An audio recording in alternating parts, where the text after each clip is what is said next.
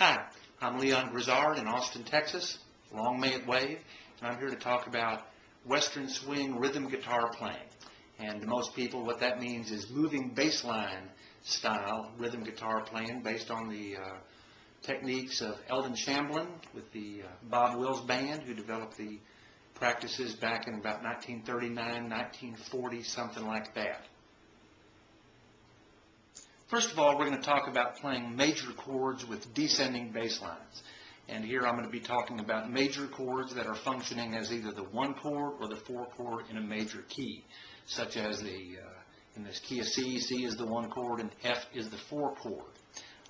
This is going to work, however, even if that C chord were functioning as the 4 chord in the key of G. The notes, the bass line notes, are going to work out to be exactly the same thing. A lot of time, maybe most of the time, when you're playing Western swing rhythm guitar, you're going to be using regular old root and fifth of the chords rather than walking them the whole time, be playing chords like that. If you walk them the whole time, you're going to sound like as they say, pardon my French, a tenor banjo player.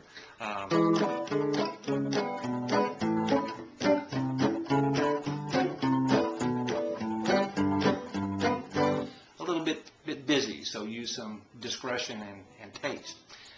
That's the end of the editorial there. So the basic move is you play the notes of the descending major scale starting on the root note of the chord in question, the major chord in question, while you keep the chord of the moment played on the middle and upper strings at the same time. So taken as our first example in the key of C right here, we're going to use as our constant notes, or the C chord. We're going to play it all using these notes for a regular C chord, the barred 5th fret, D, G, and B strings. And our bass line is going to go on the E string from the 8th fret, the note C, B, A, and G. So you could just use those 3 notes, held as the C chord, and go C, B, A, G, C, B, A, G. Working on the railroad, sleeping on the ground, eating saltine crackers, 10 cents a pound.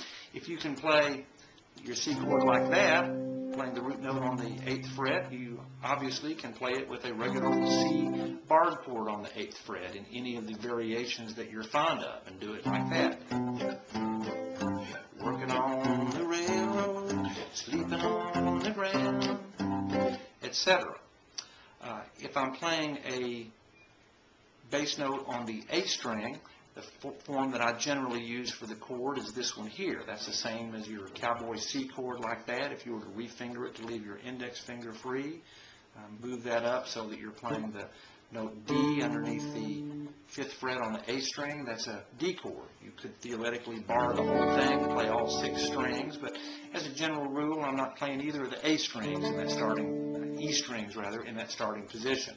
I'm just using my index finger to play the A note there, the 2nd fret on the G string. In a minute here, we are going to reach over to get that B note. And there, from here, the line on a D chord with the notes would be D, C sharp, B, A on the low E string. You could simply move your little finger down to get that C sharp note. My practice is to switch the fingers out. There's the B note on the bottom and the A note on the bottom. Working on the railroad, sleeping on the ground. I'm not real fond of playing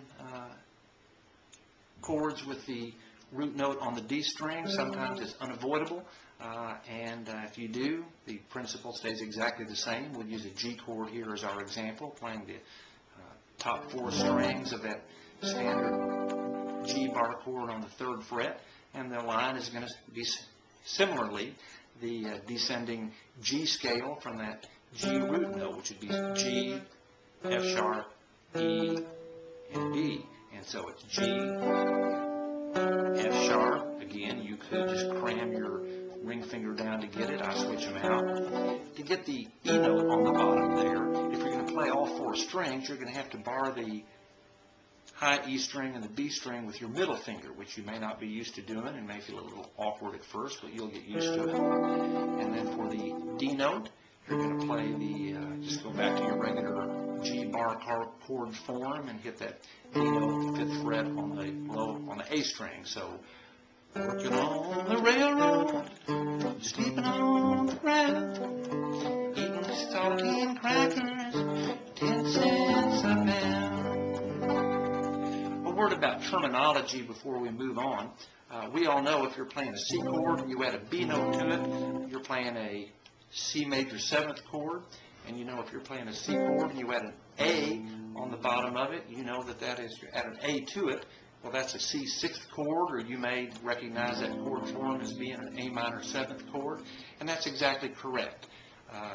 In some books and methods, you may see them called by those names. To me, since what we're doing is we're playing a C chord and moving a bass line on it, I prefer the terminology of calling that a C chord with the C on the bottom, C/C.